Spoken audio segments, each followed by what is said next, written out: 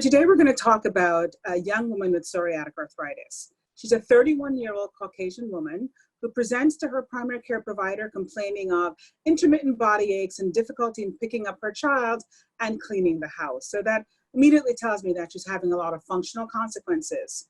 Her past medical history is notable for 6 years of scalp psoriasis, which she has controlled with over-the-counter salicylic acid shampoo, and her prior history of questionable multiple sclerosis. It's not really clear how that diagnosis was made or if that was firmly made.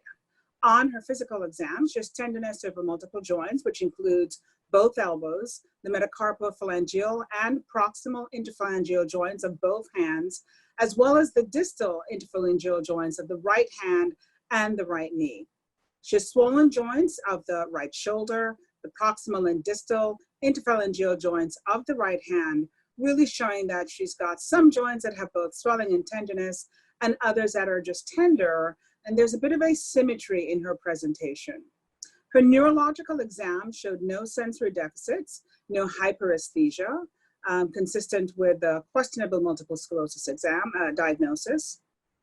And her motor examination was not very accurate because she had significant pain that was limiting her active range of motion.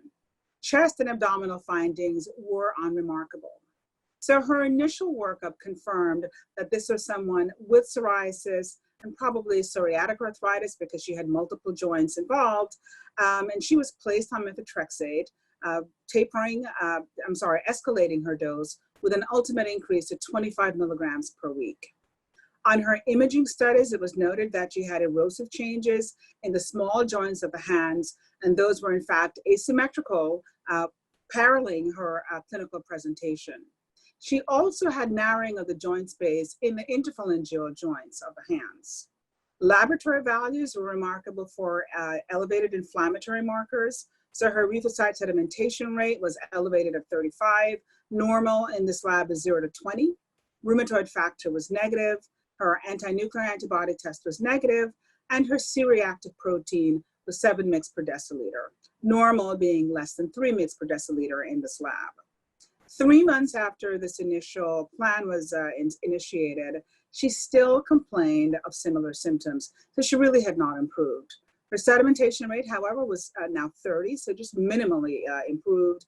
Her CBC and chemistries were normal, and her C-reactive protein at this point is down from 7 to 3 mg per deciliter. So we're left now with a young woman with a history of scalp psoriasis, inflammatory markers on her laboratory analyses, and evidence of synovitis with swelling and tenderness of multiple joints. So this is somebody that I would diagnose as psoriatic arthritis. And just to point out one thing, that when we see scalp psoriasis, the likelihood of psoriatic arthritis in this individual is fourfold. So this is somebody that we should have been watching to be mindful of, that scalp psoriasis is not a benign finding in patients. When we look at patients like this, yes, we've already done the laboratory analysis. It was important to exclude other inflammatory arthritides by having a rheumatoid factor that was negative. That's actually part of our CASPA criteria, that she does not have an elevated rheumatoid factor. That's a plus in saying that this is a psoriatic arthritis. And we have the elevated sedimentation rate and C-reactive protein.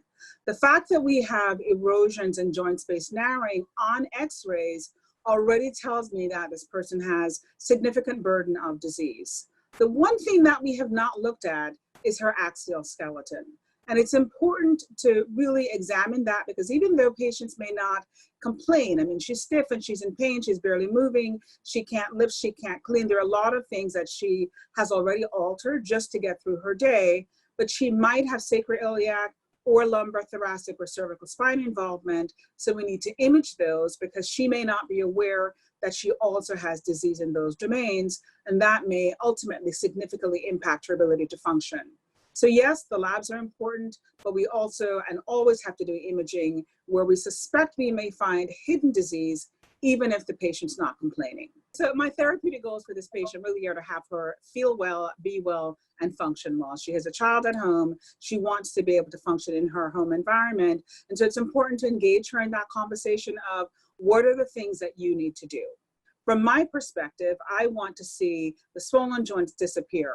The erosions, I need to halt those, because ultimately, as you damage joints, you will destroy joints, and then we have permanent disability. So I want to see that her inflammatory markers go down, that her erosions are halted, but that functionally she also feels well. Another hidden complaint, which we really haven't uncovered here, is that depression is a really important part of this group of diseases. And so when patients come in and they're feeling poorly, we sort of attribute everything to, okay, she's just feeling poorly, but we need to assess her mental health. Is she anxious? Is she depressed? Is that part of her disease? So that we can address those at the same time and get her to a good level of functioning. So all of the things that I mentioned that were abnormal, I want them gone and I want her well. That's my therapeutic goal for her.